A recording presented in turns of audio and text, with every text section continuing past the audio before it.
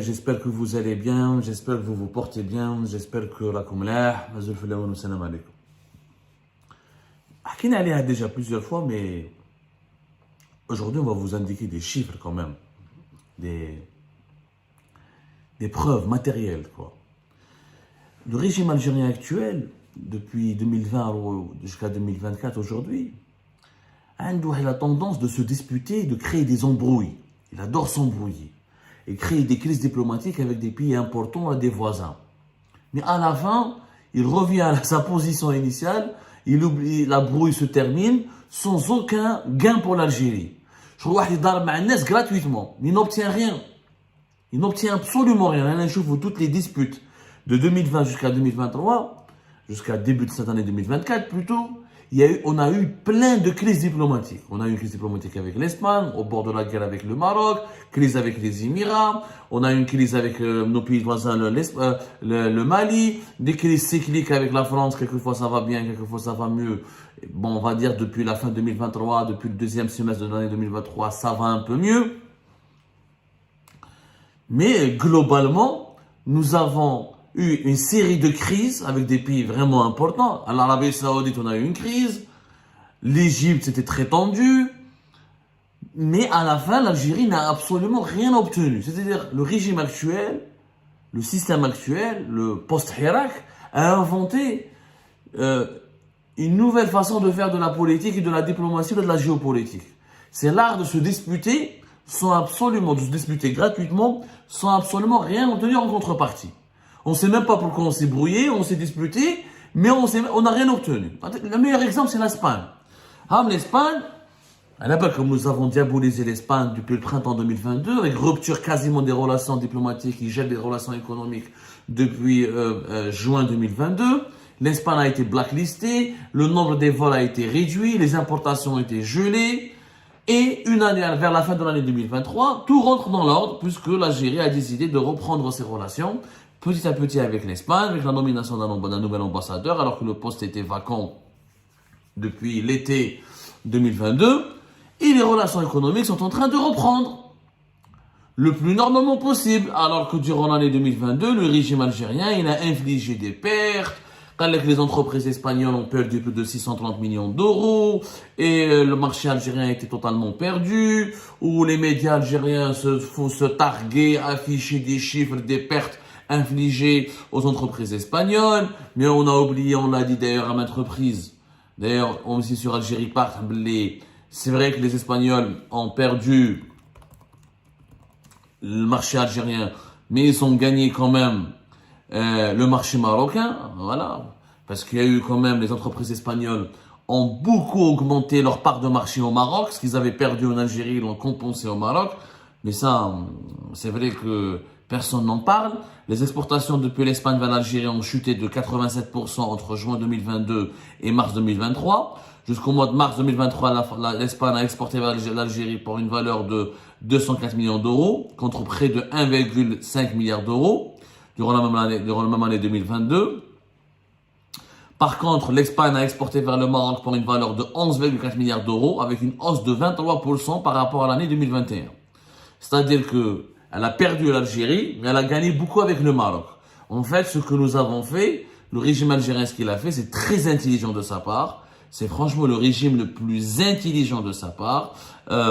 Il a poussé les entreprises espagnoles les investisseurs espagnols à miser que sur le Maroc, puisque lui, il leur a fermé l'accès au marché algérien. C'est-à-dire que nous avons donné un cadeau gratuitement au Maroc. C'est vraiment un cadeau.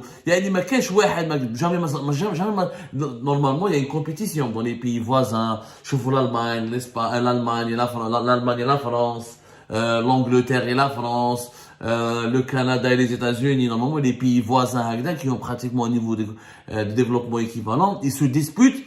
Il y a une compétition pour attirer le nombre des investisseurs. Chaque pays veut attirer les investisseurs qui sont chez son voisin, pour que les emplois et la richesse soient créés sur son territoire national, pas sur le territoire de son voisin. Là, en Algérie, c'est le contraire. Le régime algérien, il a fermé le marché aux Espagnols, il leur a dit, allez, partez au Maroc. Il a fait un cadeau gratuitement pour les Marocains. Alors, les entreprises espagnoles, parce que derrière les importations, il y a des entreprises espagnoles qui avaient des filiales en Algérie, il y avait des producteurs algériens qui avaient des contrats avec les Espagnols, il y avait des Espagnols qui étaient associés avec des Algériens. Derrière les importations, c'est un concept global qui englobe des transactions économiques beaucoup plus complexes.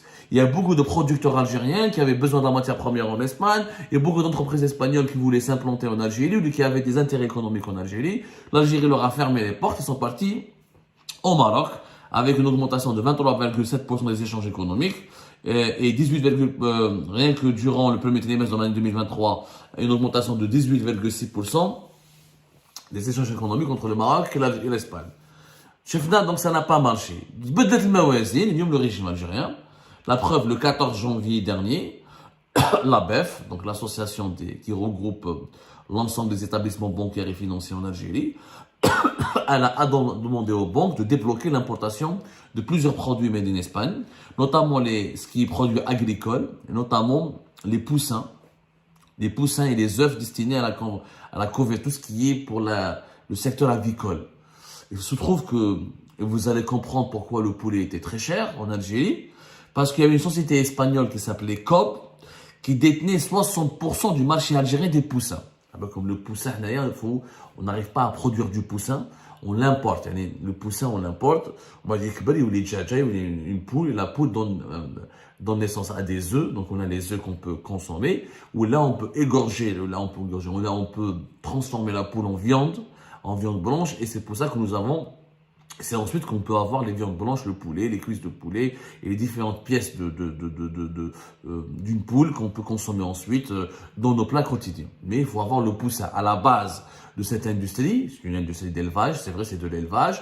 À la base de cette production de la viande de poulet, il y a le poussin. 60% du marché algérien était détenu par des entreprises espagnoles. Quand il y a eu des brouilles, quand on s'est embrouillé avec les Espagnols, on n'a pas su comment remplacer le poussin espagnol. Comme nous, on ne produit pas du poussin. Donc, il y a eu l'inflation des prix de la viande de poulet qui a augmenté de 20 à 30%, voire même à 40% par certaines périodes entre l'année 2022 et 2023. Et ça a créé une grande crise du poulet et des œufs. Parce que le poulet et les œufs, la viande de poulet et les œufs, je rappelle, restent quand même parmi les principales carburants de l'inflation en Algérie. Je vous l'intelligence du régime algérien. Où je sanctionne une entreprise, je sanctionne des entreprises espagnoles qui détiennent 60%, qui me fournissent 60% du poussin qui me permet d'avoir des œufs et de la viande de poulet. Je vous l'intelligence des dirigeants algériens. Donc, à la fin, et voilà, le régime algérien a fait marche arrière. Il a fait marche arrière. Il a décidé de débloquer certains intérêts économiques espagnols en commençant par en commençant par les produits qui concernent l'industrie avicole, ou là, tout ce qui est produit de base pour avoir de la viande de poulet et des œufs. Je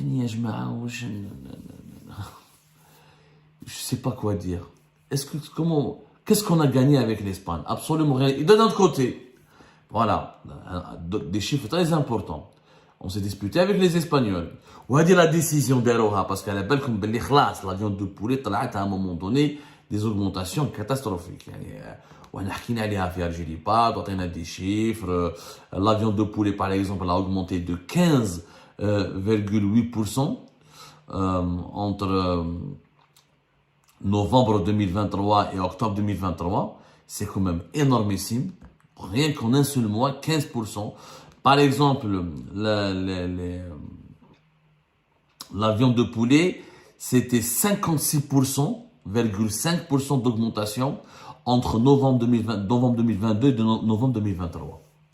C'est pour vous dire les conséquences catastrophiques de cette brouille que nous avons provoquée avec l'Espagne. La viande de poulet est la symbole, c'est le symbole plutôt significatif de l'inconséquence, de l'irrationalité de cette crise diplomatique que nous avons créée avec l'Espagne. Est-ce que les Espagnols ont cédé quelque chose à l'Algérie? Rien. On leur a bloqué le marché algérien, ils sont partis au marché marocain. Et ça a profité aux Marocains. Ok? Parce que les entreprises espagnoles, quand elles exportent vers le Maroc, elles payent des taxes. il y a des taxes, etc. Elle crée des filiales, des sites, elle crée aussi des emplois, elle permet aux entreprises marocaines de prospérer. Elle est déjà. Sur le plan politique, ça n'a pas changé. L'Espagne soutient toujours le plan d'autonomie du Sahara occidental. C'est le plan marocain, l'option marocaine. C'était la principale cause de l'embrouille. Sur le plan de l'énergie, par exemple, l'Algérie n'a pas enlevé le gaz à l'Espagne. Darabna ma'ahum, mais on leur a toujours vendu notre gaz. L'Algérie devait, en 2020, terminer l'année 2023 en étant le premier fournisseur de gaz de l'Espagne. Je dis bien le premier fournisseur. 29,2, presque 30% du gaz consommé en Espagne provient d'Algérie. 29,2%. 30%. Nous avons repris notre première place de premier exportateur, alors qu'en 2021 et en 2022, on était mis en difficulté par les États-Unis d'Amérique, qui étaient devenus le premier fournisseur du gaz pour l'Espagne, notamment en 2021, surtout 2021, et ça a commencé même en 2019. Les États-Unis, avec leur gaz de schiste, ont pris beaucoup de parts de marché et ils arrivaient à détrôner l'Algérie. En 2023, l'Algérie, 29% derrière les États-Unis, entre 25 et 26% de parts de marché. Et au niveau des besoins au niveau des besoins de consommation du gaz naturel en Espagne. Donc l'Espagne a gardé le gaz algérien, elle n'a rien perdu. Elle a perdu des marchés pour ses entreprises en Algérie qu'elle a récupérés au Maroc. Pendant que nous, en Algérie, on a gagné quoi? On a continué à vendre notre gaz à l'Espagne. Et on a privé nos entreprises d'accès au marché espagnol et on a bouleversé des secteurs entiers qui étaient dépendants du partenariat économique avec l'Espagne, sachant que l'Espagne fait partie quand même des 5 ou les 6 pays les plus importants économiquement pour l'Algérie. C'était des échanges entre 3 et 4 milliards d'euros régulièrement chaque année quand même. Et le poulet a explosé, est devenu même un produit de luxe. Et à la fin, maintenant, une année plus tard, l'Algérie se révise, se remet en cause. Elle ne présente pas ses excuses à l'Espagne, mais elle décide de relancer ses relations avec l'Espagne et de procéder à ce qu'on appelle un dégel. Elle est de lever les sanctions et qui ont été décidées par l'Algérie à la compte de l'Espagne, notamment sur le plan économique et diplomatique, avec le retour d'un ambassadeur et la reprise progressive des importations depuis l'Espagne. Une année et demie de crise qui a causé que des dégâts pour le consommateur algérien, qui n'a ramené aucun résultat politique pour l'Algérie et qui a permis au Maroc de profiter davantage et de se rapprocher et d'attirer davantage les entreprises espagnoles vers lui. Donc, quelle est l'addition? Elle est tout simplement catastrophique. Et voilà ce qui arrive lorsque nous avons des dirigeants qui ne réfléchissent pas, qui ne sont pas raisonnables, qui décident uniquement sur des coups qui prennent des décisions diplomatiques ou la géopolitique dans des moments de grosse colère. J'ai l'impression que le régime algérien mélange ou fait une confusion entre les relations conjugales avec les relations d'État à État. On ne se dispute pas avec un État étranger comme on se dispute avec sa femme. Je boycotte ma femme, c'est un État, c'est pas une femme. C'est pas une relation conjugale. Les relations géopolitiques n'ont strictement rien à voir avec les relations conjugales. Mais je crois que les dirigeants algériens confondent régulièrement la géopolitique avec les humeurs ou là avec les frustrations conjugales et personnelles. Et ben voilà, ça cause cette situation. Des pertes colossales pour l'Algérie, des pertes complètement sèches pour l'Algérie. Nous avons absolument, je dis bien absolument, rien gagné dans cette crise. Nous avons été ridicules. Je dis bien que nous avons été ridicules.